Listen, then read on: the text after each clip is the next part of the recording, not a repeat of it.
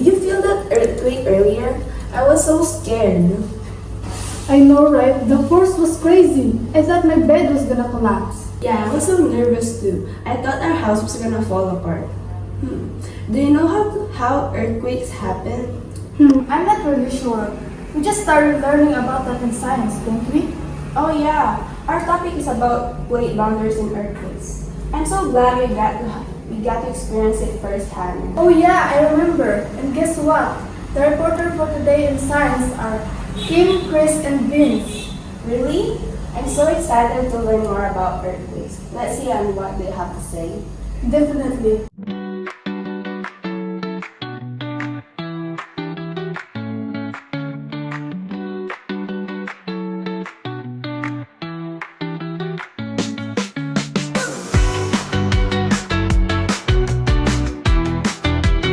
Good morning, class. Good morning, teacher. Praise be Jesus and Mary. Today we will dive into the relationship between earthquakes, mountain formation, and volcanic activity, and explore the different types of plate boundaries that contribute to these geological phenomena.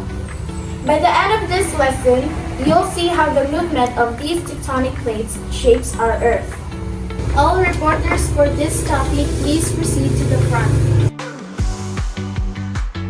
Good morning, everyone. We are the Group 5. Today we'll be explaining the different types of plate boundaries and how each is related to earthquakes, mountain formation, and volcanic activities. There are two types of crust, continental crust Which is thicker and less dense, and oceanic crust. which is thinner and denser. So those were the two types of crust. We have three types of plate boundaries. We have divergent boundary, convergent boundary, and transform boundary. We have Vince to explain divergent boundary and how is it related to earthquakes, mountain formation, and volcanic activity. Let's begin with divergent boundaries. Divergent boundaries are where two plates move apart from each other. As they separate, magma from below the Earth's surface rises to fill the gap, creating new crust. Iceland, sitting on the mid-Atlantic ridge, is a great example. Transform boundaries are where plates slide past each other horizontally and often causing earthquakes.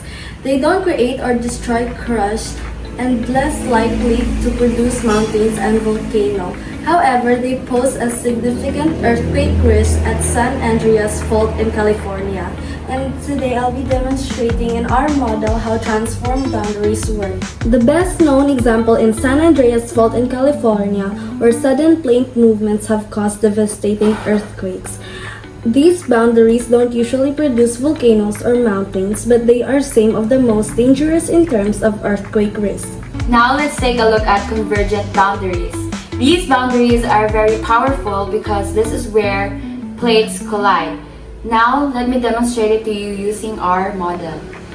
What happens depends on the type of the plates that meet. So here in our model, we have continental oceanic plates. When an oceanic plate collides with a continental plate, the denser oceanic plate sinks or subducts beneath the lighter continental plate. The magma from the melted oceanic crust rises to the surface, and this results in volcanoes along the boundary. This process is called subduction, and it produces chains of volcanoes such as the Andes Mountain in South America. When two continental plates collide, the crust crumples and pushes forward, creating massive mountain ranges. The Himalayas, a massive mountain, the tallest mountains in the world, are still rising today because the Indian plate is still colliding with the Eurasian plate. That is all for our reporting. Thank you. Let's recap. The constant movement of tectonic plates through divergent, convergent, and transform boundaries shapes our planet by forming mountains, triggering earthquakes, and fueling volcanic activity.